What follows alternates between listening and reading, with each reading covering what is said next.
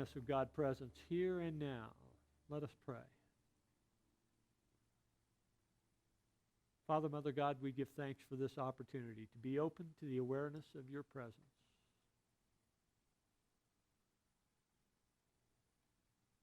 As we practice inviting you into our consciousness, as we allow this opportunity to manifest for us here and now. We feel the expansion, we feel the connection, we feel the oneness with you.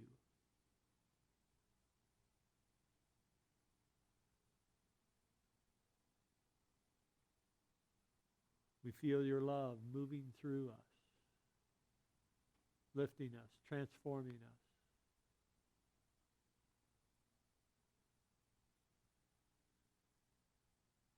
And we allow your love to come into this moment, flowing through us into this space. Allowing your love to touch each and every one in this space. Feeling your love flowing through others into this space and touching each of us.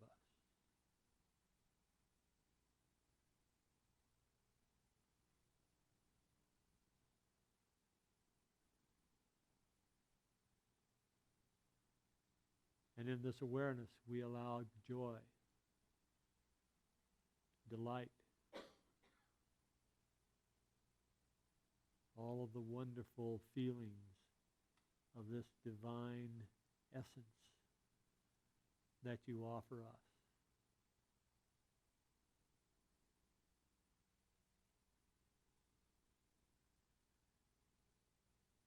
And in the awareness of this, we give thanks.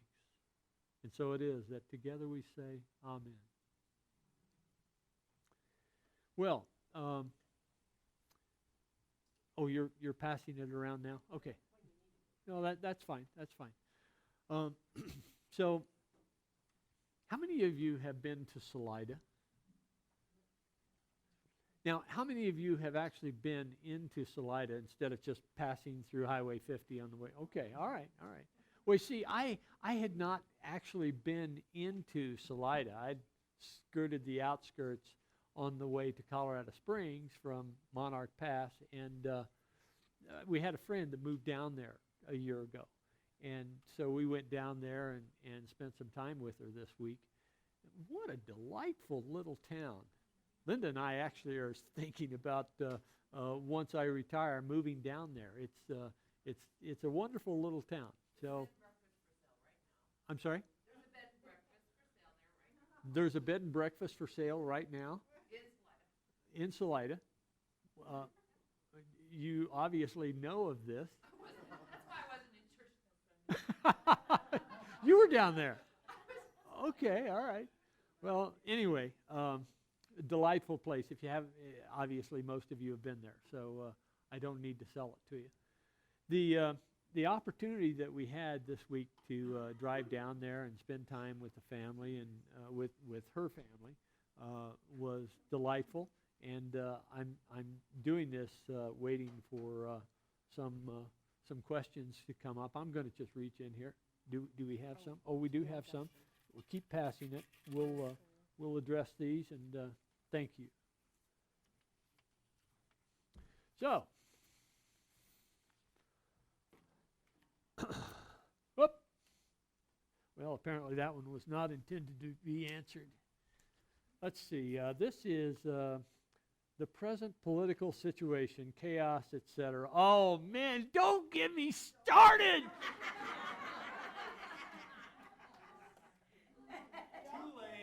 Too late. What can we learn from the current political situation? Patience? Yeah? Okay. Acceptance? A recognition that there are other people in the world that have different views than we have, right? I mean, we collectively and we individually. Yeah, okay. Yeah. The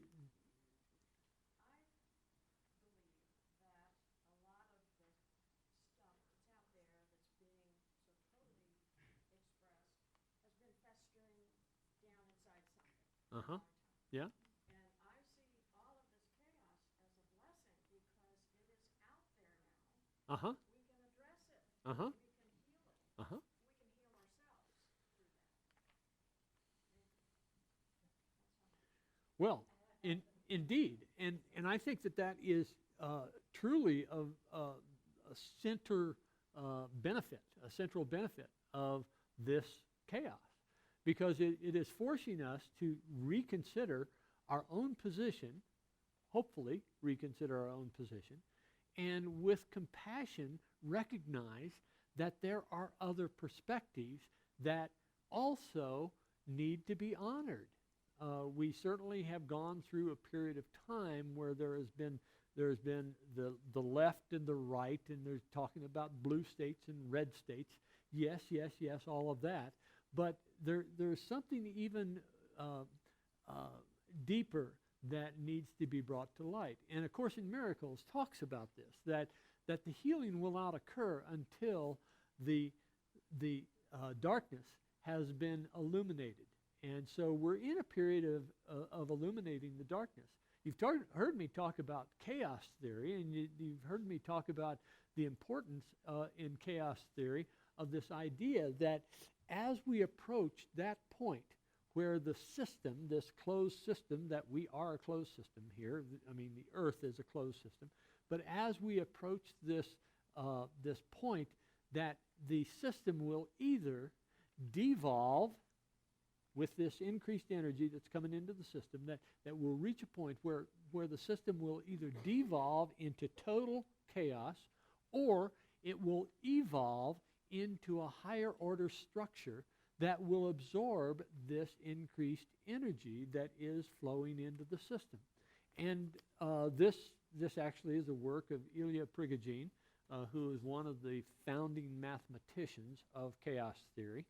And it's important to recognize that there is great hope, because as we approach this point, it's called the bifurcation point in chaos theory, but as we approach this point, less and less energy is needed to influence the outcome of this decision at the bifurcation point.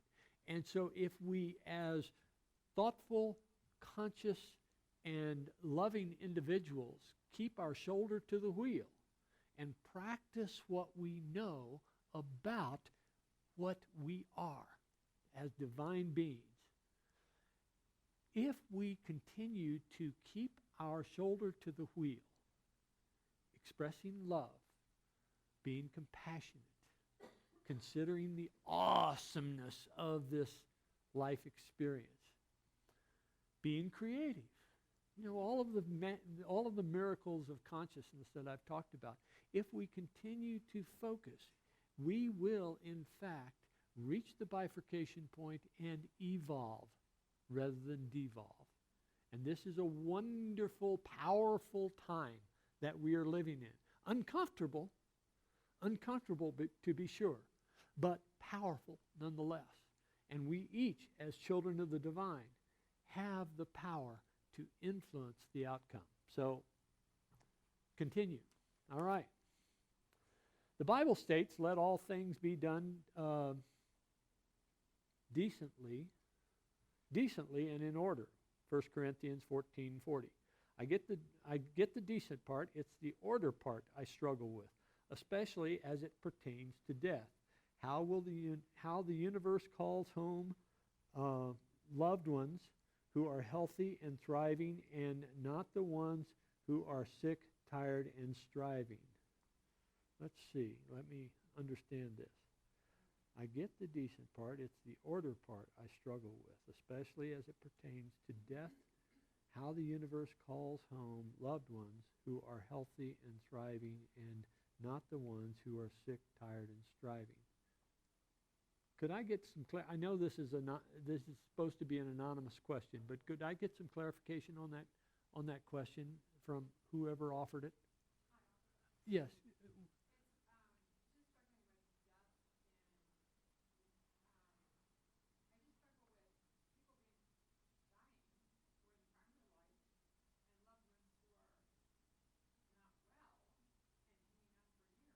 Uh-huh. Okay. All right. As Charles Fillmore was one that very much believed in reincarnation. Now, that's not a major part of the unity teachings, but it is a remnant of Christian scripture. If you look carefully, you'll see that there are clues that the teachings of Jesus included this idea that reincarnation is real and it is part and parcel of our life experience. Let's play with that for just a moment. If reincarnation is real, then death is not the end. Right? If reincarnation is real, there is a continuation of some aspect of us. We call it soul, typically, but there is some continuation that is playing this game of life through death for another experience of life. Okay, so it's a cyclical kind of thing. Now, is that familiar from the Eastern traditions? Indeed, there are many spiritual traditions that hold that there is this concept of life after death. In some cases, they refer to it as life in heaven. That's not what unity teaches, but nonetheless, that there is life after death. Certainly in the Hindu tradition and the Buddhist tradition, there is this concept that we are on this wheel of life that goes through reincarnation after reincarnation after reincarnation. So, if that is true, what does that mean for us? It means that the struggles that we are having now are life lessons. Right? They're lessons in us coming to a greater realization of who we are relative to the divine. Now, that is certainly a central teaching of unity.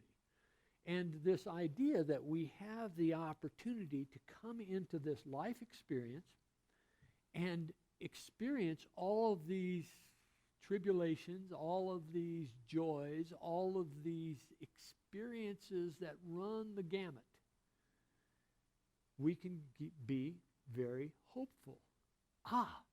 Okay, if this is a life lesson that I'm going through, if this tribulation is something that, regardless of whether it seems to be terminal or not, right?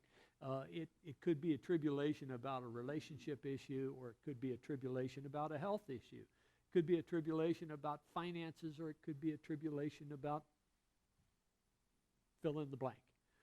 If we have this perspective that, this is a lesson that we are experiencing, then we can approach it in a much different way, in a much more joy-filled way.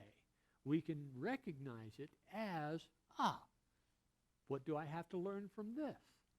Acknowledge what you have to learn from it, and then move on. Not getting hung up on, woe is me, right? Why am I the victim of this? Why am I the only one that's having to experience this kind of stuff? So we can look at this idea that our life is really just a continual, gradual increase in awareness of who we really are, even through the experience that we call death. Did that address your question? Okay. Full disclosure of hidden technology and hidden history. I'd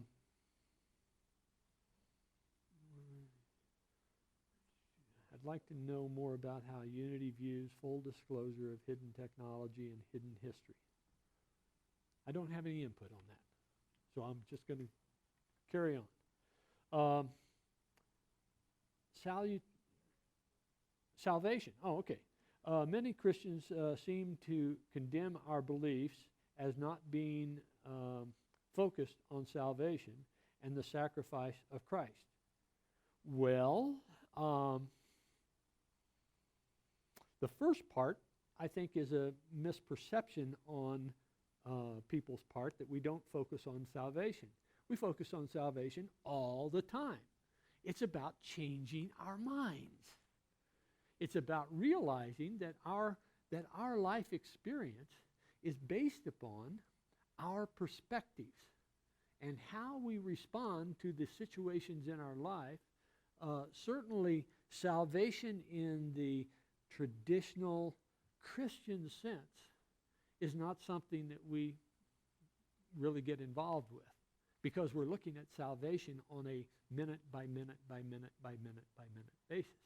That is, how do I save this moment? How do I make this moment a divine experience? I do that by changing my mind. In terms of the sacrifice of Christ, well, first of all, Christ is, in Unity's perspective, Christ is that indwelling presence of the divine. That is the child of God, the Son of God in the traditional sense, the child of God in the unity sense, is present in each and every one of us. So it's not about the sacrifice of the Christ per se. We consider that to be a misperception of the teachings of Jesus. But in terms of salvation, that is a moment by moment by moment thing that hopefully we strive for. I'd like to know more about how Unity views abundance. Okay?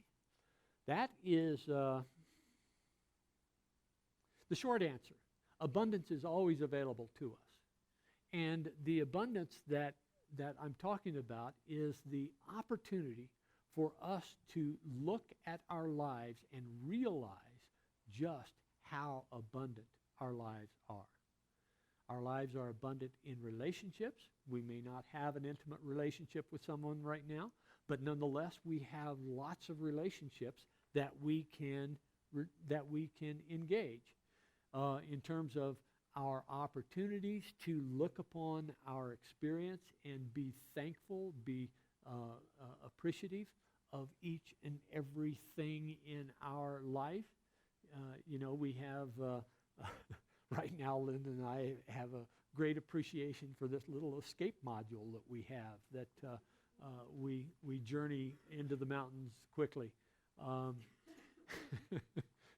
Sometimes too quickly, I'll have to say. But nonetheless, we look at it this way. I am looking at it this way, that the experience that we had in the mountains this week, when the curve was actually a little bit sharper than I had anticipated, it gave me an opportunity to appreciate all of life's blessings once we survived that curve. No, you don't want to ride with me in the mountains, I assure you. So, abundance. Abundance is present, and it is a matter for us to recognize it, to know it again. We're born into this world out of the love of God. We come into this experience, and as we come into this experience, it's all kind of a clean slate for us. In fact, we quickly forget that we were in the embrace of God's love just prior to our arrival.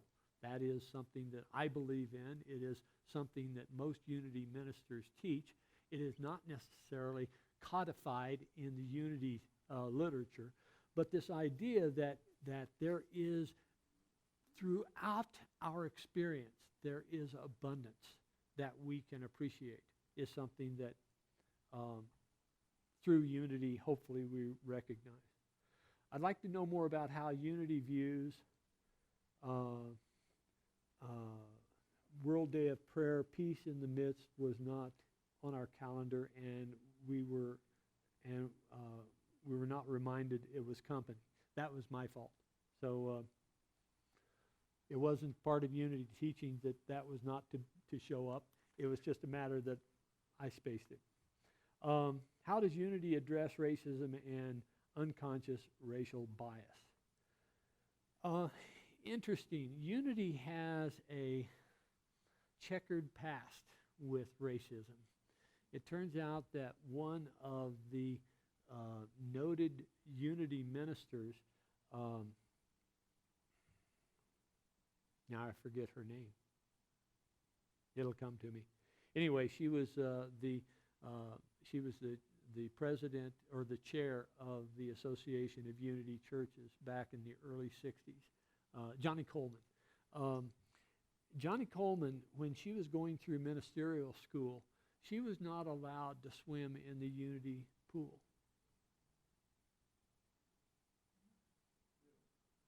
She was black. Yeah, exactly. Wow.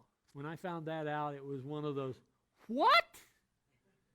Well, it was the case that up until the mid-50s, Unity was a reflection of Lee's Summit in Kansas City in terms of its social mores. And segregation occurred at Unity Village. I'm not sure how I would have reacted if I'd known that prior to my going to ministerial school. But it turns out that Unity has healed that. We have almost as many black ministers as we have Caucasian ministers. Not quite as many, but it's certainly larger than the proportion of blacks in the U.S. population. But there is certainly some healing that has occurred within Unity regarding race relations. And as this question is posed, how does Unity address racism now and unconscious social bias? Hopefully, our teachings are pointing out all of the biases that we have, whether they're racial biases or they're economic biases or they're biases that are related to ethnicity or they're biases that are related to religion. Hopefully, the Unity students come through the teachings of Unity and recognize that each and every individual on this planet deserves the respect of being the child of God that they are. And so while 65 years ago, that was not a common question to be addressed in Unity, hopefully we are through that period now. What I'd like to know about Unity views blank. Did we have any other questions that came up? Any other questions that you have? Yeah, Luann.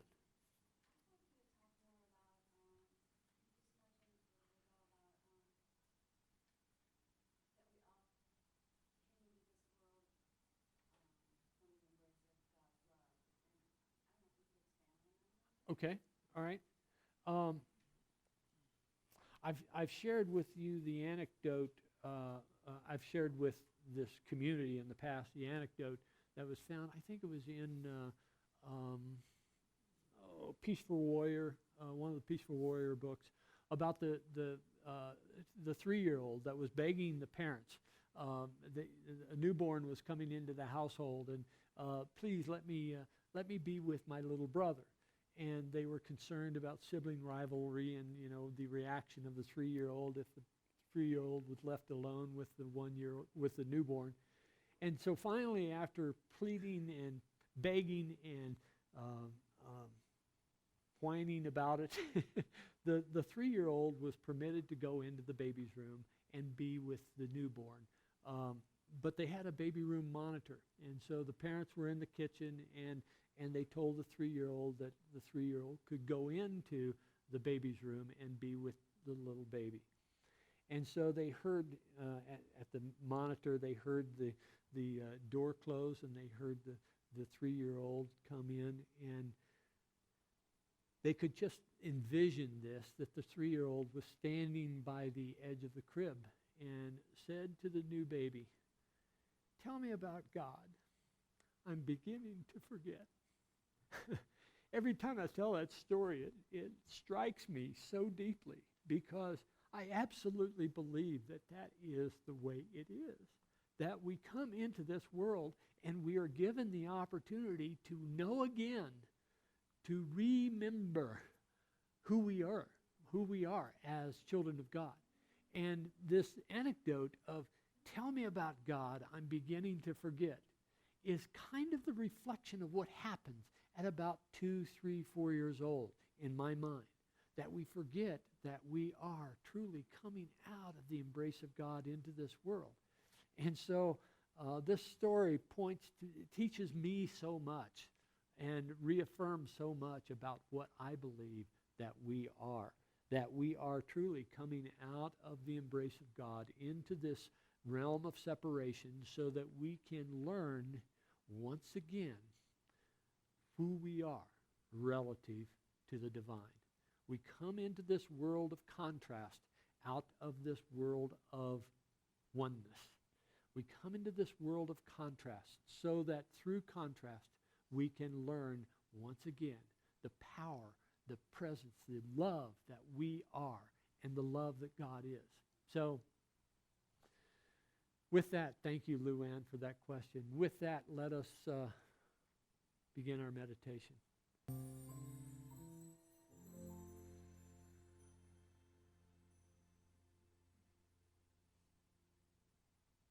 As we come into this moment, allowing this moment to unfold in its purity,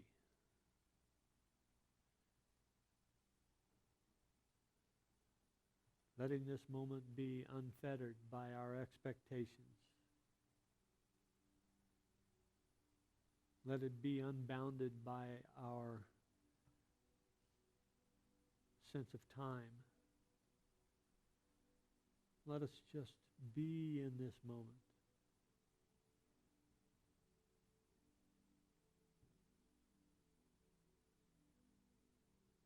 Allowing the presence of God to embrace us. Allowing the love of God to flow through us.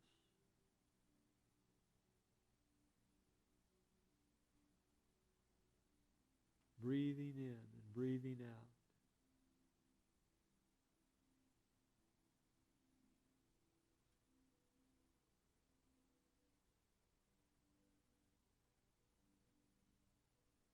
Anything that comes to mind, we acknowledge it and let it go.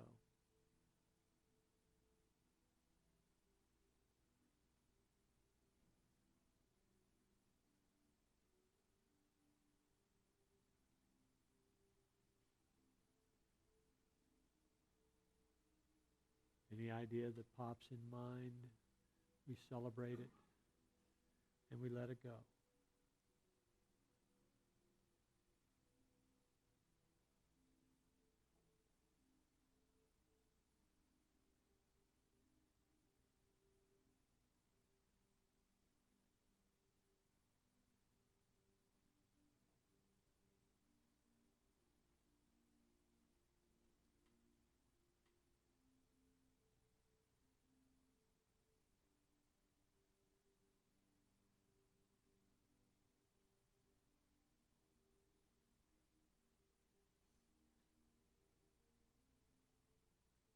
In this quiet time, we acknowledge the blessings that we are, the blessings that are offered to us.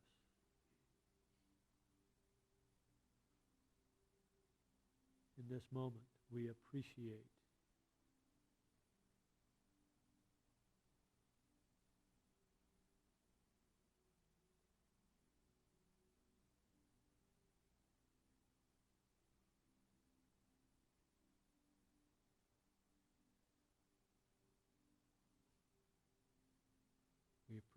that all that is, all that isn't, all that was and wasn't, all that will be, and all that won't be. We just appreciate without object.